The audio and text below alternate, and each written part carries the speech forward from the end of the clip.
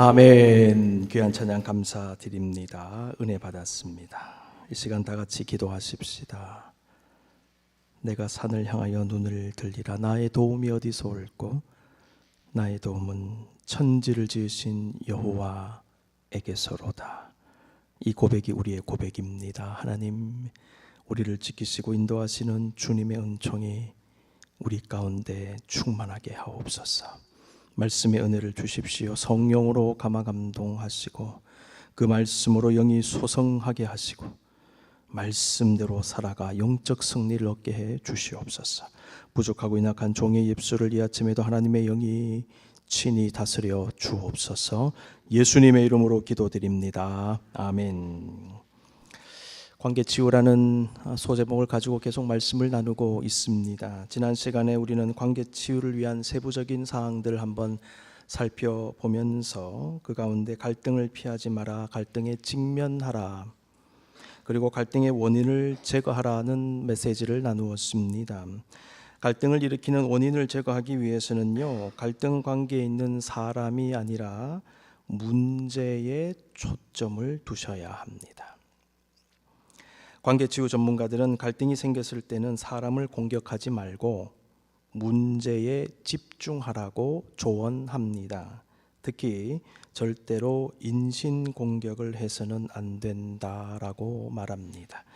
여러분, 인신공격이라는 말을 잘 아시죠? 어떤 의미일까요? 다른 사람을 비난하거나 모욕하면서 그 사람의 외모를 공격하거나 인격, 능력, 성격, 가치, 개인적 사안들을 공격하는 걸 인신공격이라고 얘기해요. 예를 한번 들어볼까요? 네 행색을 보니 네 말을 믿을 수가 없어. 외모 공격이에요. 헤어스타일이 뭐 그래. 이 외모 공격이요. 너 거기 출신이라 그렇게 행동하지? 출신 배경 공격. 나이도 어린 게 뭘 알아? 한국 사람들 말 막히면 몇 살이야? 네. 실컷 얘기하다가 막히잖아요. 니 몇 살이야? 몇 학번이야?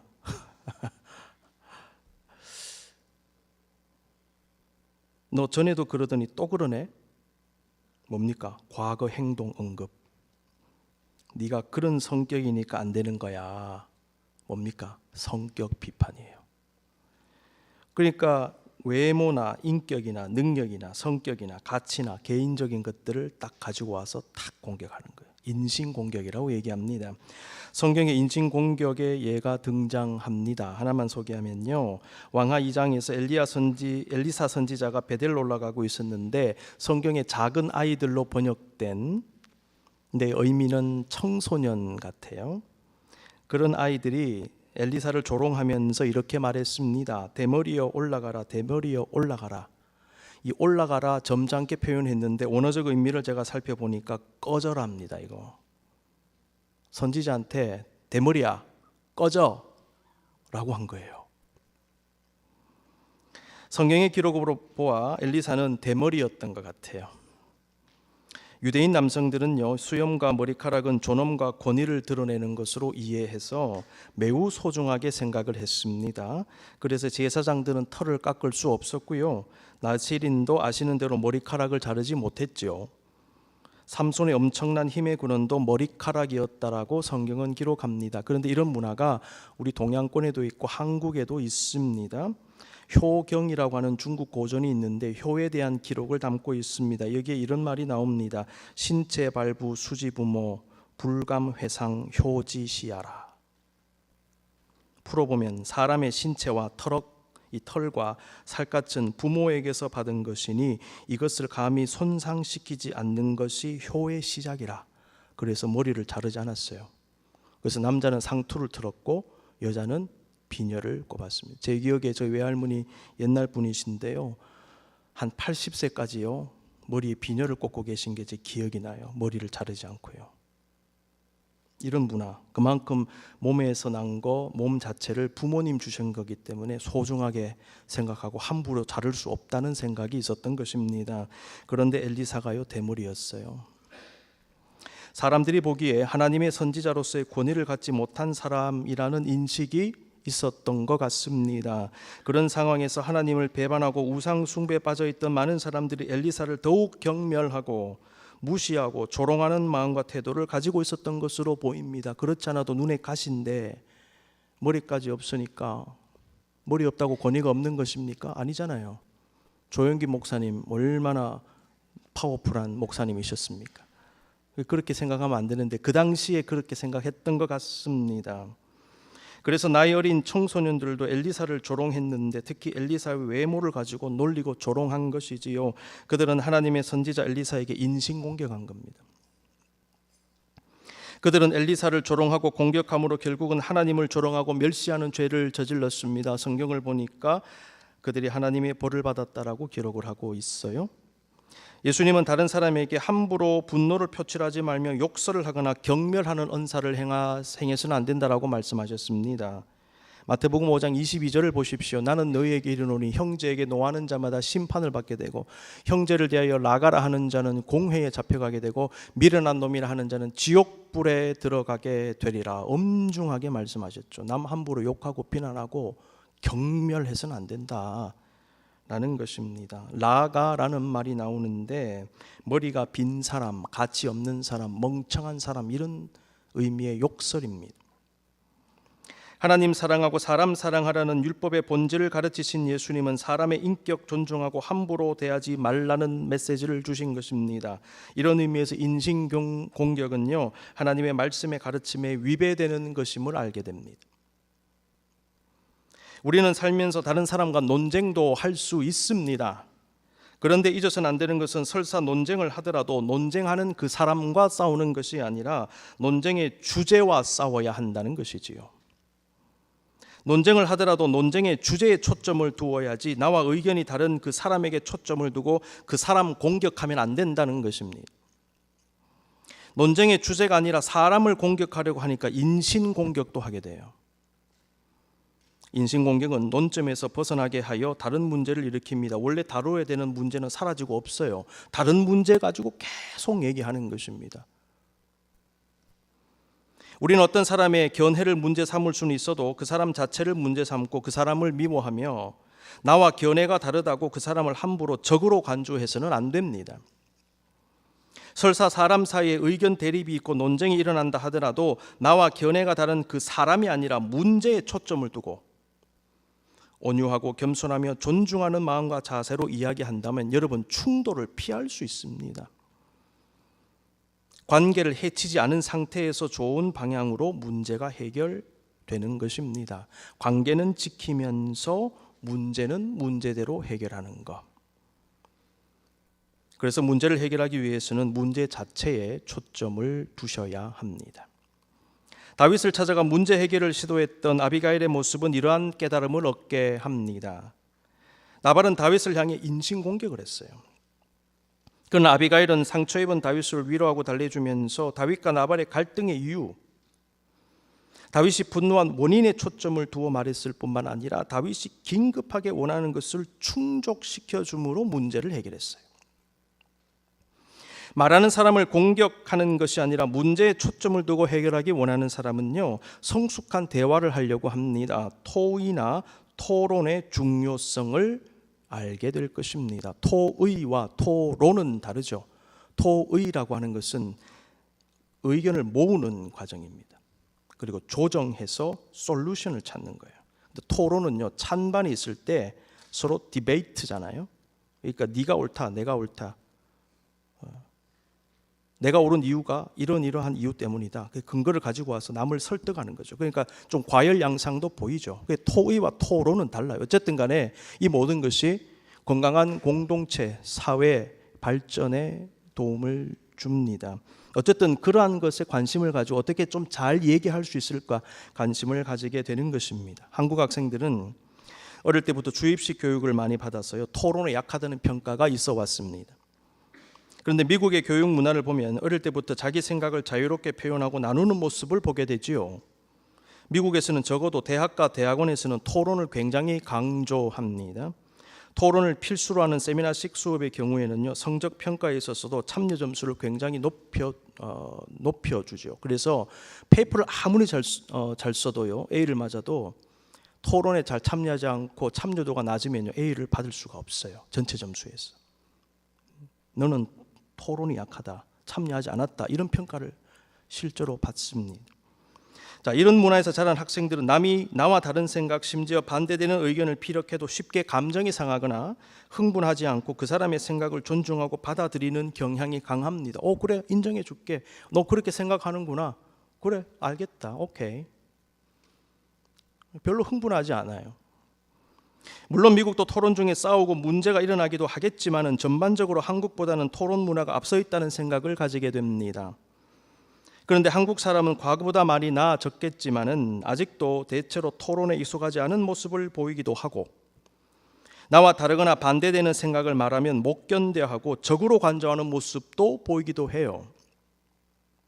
이것은 어떤 의미에서 개인주의가 강한 미국인과 집단주의 혹은 공동체주의가 강한 한국인의 문화적 차이로도 볼 수 있지 않을까 생각합니다. 한국 사람들은 뭔가 다 비슷해야지 마음이 편안한 것 같아요. 생각도 비슷하게 해주고, 헤어스타일도 한국 가면 얼마나 다 똑같은지, 한 분 파마하면 다 파마하고 누가 누군지 분간이 안 되는. 그래서 2세들이 한국 가면요, 이분도 할머니고 저분도 할머니고 분간이 안 된다는 거예요. 다 머리가 똑같다고. 등산복 한 번 유행하니까 다 등산복 입고 하는 거예요. 그래서 공항에, JFK 공항에 보면 있는 등산복 입고 출연하신 분들은 다 한국 사람이에요.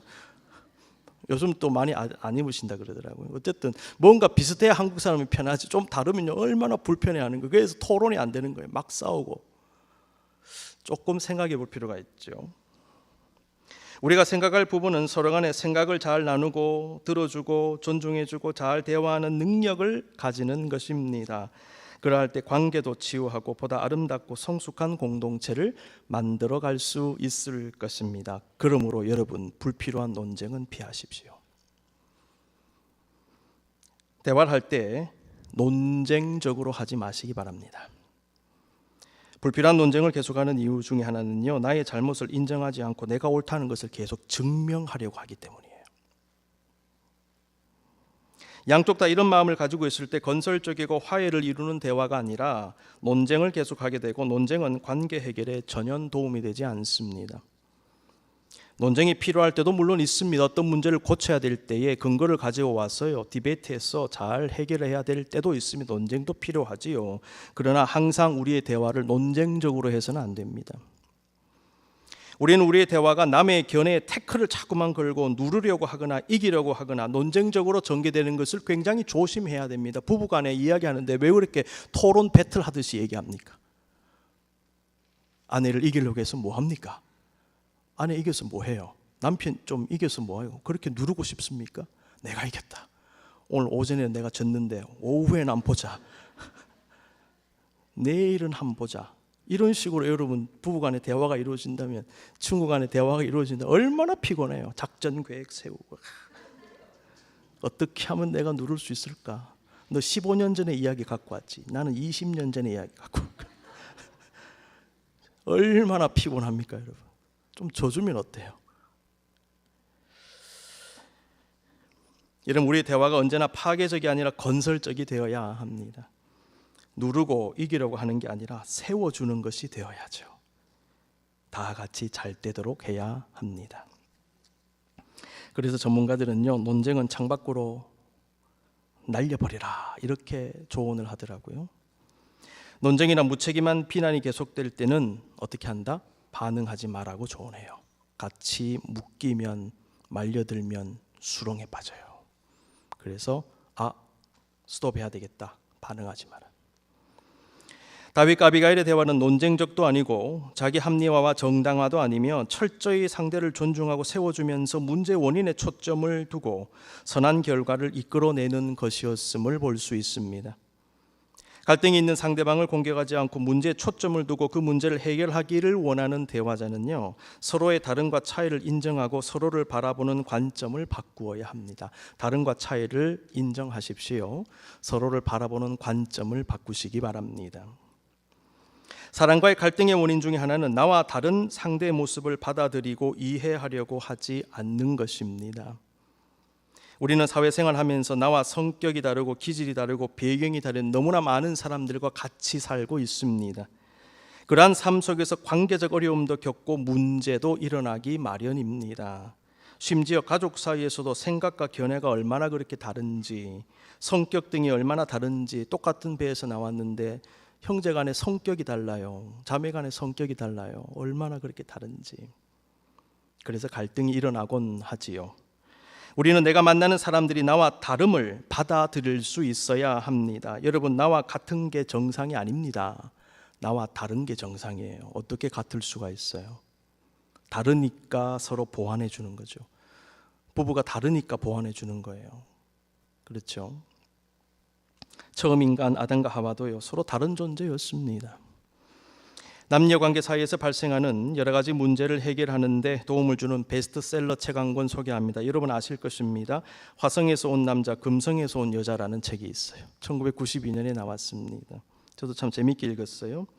이 책의 저자인 존 그레이라고 하는 관계상담 전문가는 이 책의 제목을 통하여 남자와 여자가 그만큼 다른 존재임을 말하고 있는 듯 합니다. 남자와 여자는 서로 다른 존재이기 때문에 상대가 나와 같아지기를 바라는 것이 아니라 서로의 차이를 명확히 이해하고 서로가 서로를 바라보는 관점과 시각을 바꾸어야 한다는 것이지요. 나에게 맞춰라 라고 얘기하지 마시고요, 내가 맞춰줄게. 서로 간에 맞춰주면 되는 겁니다. 왜 나한테 맞추라 그럽니까? 그러니까 문제가 생기는 거예요. 상대방을 존중하고 서로를 향해 성숙한 관점과 시각을 가지는 것, 문제에 초점을 두고 문제 해결을 위하여 논의하는 마음과 자세, 이 모든 것은 결국 관계 치유와 함께 더 나은 관계를 만들어내는 굉장히 중요한 요소들이 될 것입니다.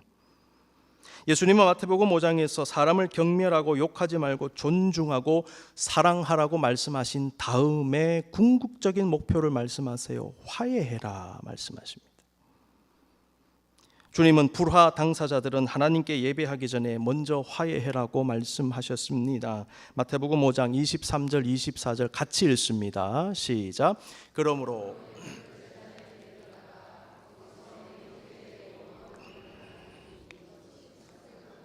예물을 제단 앞에 두고 먼저 가서 형제와 화목하고 그 위에 와서 예물을 드리라. 관계 치유해라. 화해해라. 평화를 이루어라. 그리고 하나님께 나아가라. 예수님은 용서와 화해를 통하여 관계를 치유할 것을 말씀하신 것입니다. 그러므로 8번째, 문제 해결보다 중요한 것이 있습니다. 화해와 평화예요. 문제 해결 중요하죠. 이것을 이루어내야 됩니다. 그런데 그 위에 더 중요한 것들이 있습니다. 화해하고 평화를 이루는 것입니다. 아비가일의 최고의 목표는 다윗이 그 분노를 거두어서 집안에 불상사가 일어나지 않게 하는 것이었고요, 화해와 화평을 이루는 것 아닙니까? 다윗은 아비가일의 말을 다 듣고는 그녀를 안심시키면서 다음과 같이 말했습니다. 네 집으로 평안히 올라가라. 내가 내 말을 듣고 내 청을 허락하노라. 평안히 올라가라. 무슨 얘기일까요? 걱정하지 마라. 다 해결됐다. 내가 다 이해한다. 내가 용서한다. 평안해라. 문제가 눈 녹듯이 사라지는 거예요. 여러분, 많은 문제가 있는 것 같죠? 어느 순간 보면 눈 녹듯이 싹 사라지는 거예요. 마음에 근심, 걱정, 불안, 염려 많습니다. 그런데요, 지나보면요, 하나님께서 다 멜팅 아웃, 다 녹여주시는 거예요. 이런 은혜가 있으시기를 바랍니다. 지금 얼마나 어렵고 힘든 일이 좀 있으실 거예요. 그렇죠? 주님 말씀하십니다. 네 집으로 평안히 올라가라. 걱정하지 마라. 아비가일은 중재를 통해 평화를 이루고자 하는 그 목적을 달성한 것입니다. 문제 해결보다 중요한 것은 화해와 평화임을 아는 사람, 어떻게 행동하는가 보면요, 일 중심이 아니라 사람 중심으로 생각하고 사람을 우선시해요. 예수님 말씀하셨습니다. 안식일이 사람을 위하여 있는 것이요, 사람이 안식일을 위하여 있는 것이 아니니. 규정, 제도, 율법 다 좋죠. 그런데 사람 죽이면 안 된다는 거예요. 사람 죽이면서 뭐 안식일이냐? 안식일에 배고파 죽는데 이삭을 먹으면 안 되냐? 구덩이에 짐승이 빠져 죽어가는데 꺼내면 안 되냐? 살려야 되지 않느냐? 안식일 규정도 중요하지만은 사람 살리는 거 아니냐? 그래서 안식일이 사람을 위하여 있는 것이다. 일 중요하지만 일 중심으로 할 것이냐? 아니면 일을 하는 사람 중심으로 할 것이냐? 여러분, 일 중심을 하다 보면요, 성과가 보일 것입니다. 막 푸시해 보세요. 막 성과가 올라가요. 그런데 계속 올라갈까요? 아니에요. 꺾여요. 왜요? 사람이 다쳤기 때문이에요. 왜요? 그 일은 사람이 하거든요. 그런데 일은 사람이 하는데 사람을 케어하지 않고 일만 바라본다? 가다가 꺾이기 시작합니다. 그 다음에 곤두박질 칠 수 있어요. 왜요? 사람 지금 다쳤잖아요. 그런데 일 중심이 아니라 사람 중심으로 가면 일은 좀 더 들 수 있고 성과는 더 들 수 있는데 사람이 결국 일을 하기 때문에 그 사람이 나중에 장기적으로 보면 성과를 만들어내는 거예요. 이 원리를 깨달아야 됩니다. 기업을 하시는 분들, 조직을 이끌어 가시는 분들, 어떤 직업군에서든지 사람 놓치면 다 놓친다. 단기적으로는 할 수 있어요. 장기적으로는 망가지는 거예요. 그래서 일 중심이 아니라 사람 중심으로 생각하며 사람을 우선시해야 됩니다. 사람과 좋은 관계를 가지면요, 화평을 이루게 되고 그 화평 가운데 사람이 협력하여 엄청난 일들을 해낼 수 있어요. 근데 그게 안 되면 막상 중요한 일, 급한 일 하려고 할 때 사람이 없는 거예요. 어떻게 일합니까? 그래서 사람을 우선시해야 합니다. 아프리카 격언 가운데 빨리 가고 싶으면 혼자 가고 멀리 가고 싶으면 함께 가라는 말이 있습니다. 혼자서는 빨리 갈 수 있겠지만은 결코 멀리 가지 못합니다. 그런데 함께 가면 힘든 짐도 나누어지고 어려움도 함께 극복하면서 서로 위로하고 격려하니 혼자서 못 가는 그 먼 거리를 함께 하니 걸어가게 되는 거예요. 마침내 골인하게 되는 것입니다. 우리 인생에서 빨리 가는 것, 잘하는 것 중요합니다. 좋은 성과 내는 것 중요합니다. 그런데 성실하게 꾸준히 하는 것, 멀리 가는 것이 오히려 더 중요한 것으로 여겨집니다. 인생을 멀리 보시기 바랍니다. 인생을 항상 100m 달리기 경주하듯이 살 수는 없습니다. 때때로 우리에게 중요한 일, 급한 일이 생겼을 때 스프린터처럼 달려갈 때가 있습니다. 그러나 많은 경우에 우리 인생은 마라톤입니다.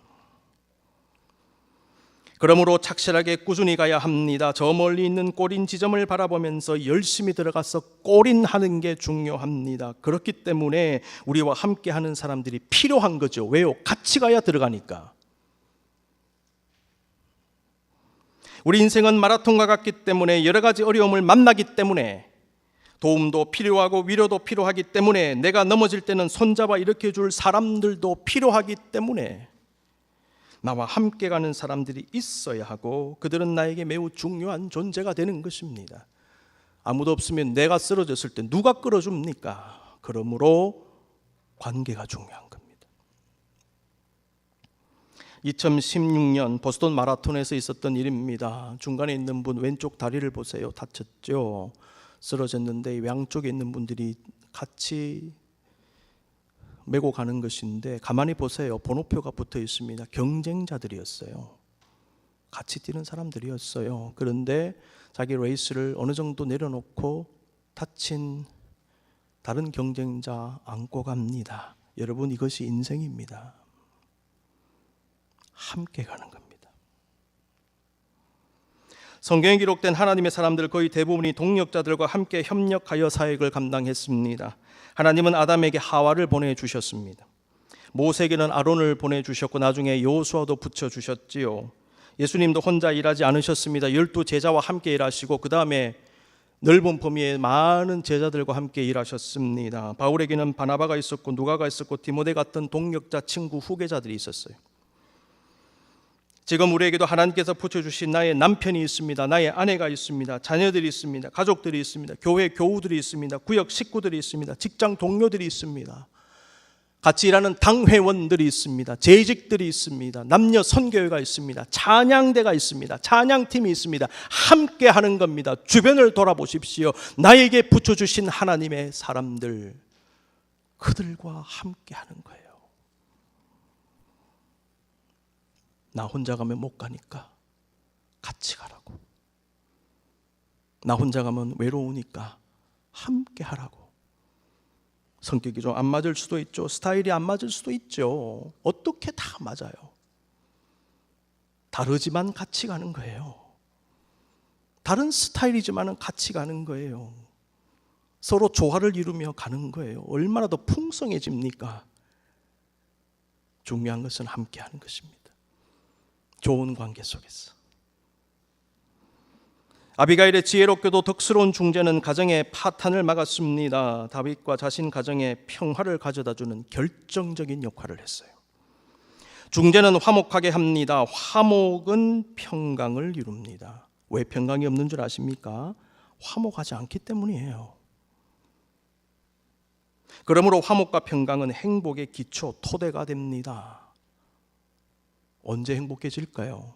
화목이 있고 평강이 있을 때, 그때 행복을 느끼게 돼요. 그러므로 좋은 관계를 형성하는 것이 중요합니다. 혹시 관계 문제가 있다면 치유받고 치유하는 것이 중요합니다. 빨리 하셔야 돼요. 빨리 행복해지시려면. 행복은 관계에서 오는 것입니다. 관계는 행복을 담는 그릇입니다. 그릇이 깨져 있으니까 아무리 부어줘도 줄줄줄 다 새는 것이죠. 행복을 생산해내는 틀과 같은 게 관계예요. 여기서 행복이 생산되어져 나오는 거예요. 담아내고 또 생산하고.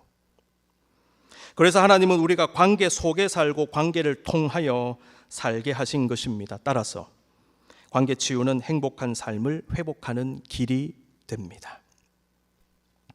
다윗은 아비가일에게 내 집으로 평안히 올라가라고 말했습니다. 이 말은 그와 아비가일의 가정 사이에 관계가 치유되었고 평화를 얻게 되었음을 보여준다 말씀드렸지요. 하나님은 우리의 관계도 치유받고 화목하게 되며 평강을 누리기를 원하십니다. 그리고 어떻게 하라고요? 사도 바울의 말씀을 하나 인용할게요. 하나님과 우리 사이에, 인간과 인간 사이에 중간에 막힌 담을 허신 예수 그리스도의 역사로 관계를 치유받은 모든 성도들이 이제는 한 몸을 이루어 같이 성장해가라, 성전으로 성장해가라 말씀하고 있습니다. 에베소서 2장 21절 22절 같이 읽습니다. 시작.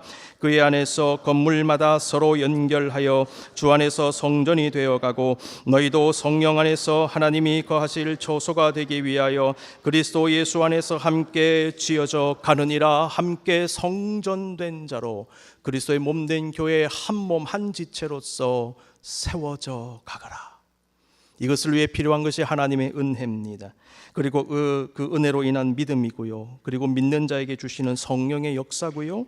성령의 역사 가운데 하나됨이고 하나됨을 이루는 사랑과 용서와 화해를 비롯한 관계 치유라는 것입니다. 이 모든 것이 우리에게 필요합니다. 이 시간 눈을 감고 이것을 간구하십시다. 주여 이것을 주십시오. 이런 치유와 이런 화해와 이런 회복이 일어나게 해 주십시오. 여러분, 치유와 회복이 필요한 이유, 나와 공동체의 건강하고 행복한 삶 아닙니까? 하나님은 우리가 좋은 관계 속에서 행복하게 살기를 원하세요. 하나님은 우리의 건강하고 평안하고 행복한 영과 육의 삶을 원하십니다. 그러한 삶을 위한 영성체가 되길 원하시고 인격체가 되길 원하시고 그리스도의 형상을 품는 사람이 되기를 원하십니다. 하나님은 우리가 행복한 가정, 행복한 교회, 행복한 사회 공동체를 이루기를 원하십니다. 이 모든 것을 통하여 하나님 기뻐하기를 원하시고요, 하나님 영광 받으시기를 원하십니다. 여러분, 각자에게 어떤 문제가 있는지 제가 잘 몰라요. 이 시간 마음에 부딪히는 것이 있으시면요, 기도하십시오. 육신의 질병, 마음의 질병, 또 관계 어려움, 여러 가지 복잡한 생각들, 좀 힘들게 하는 것들이 있잖아요.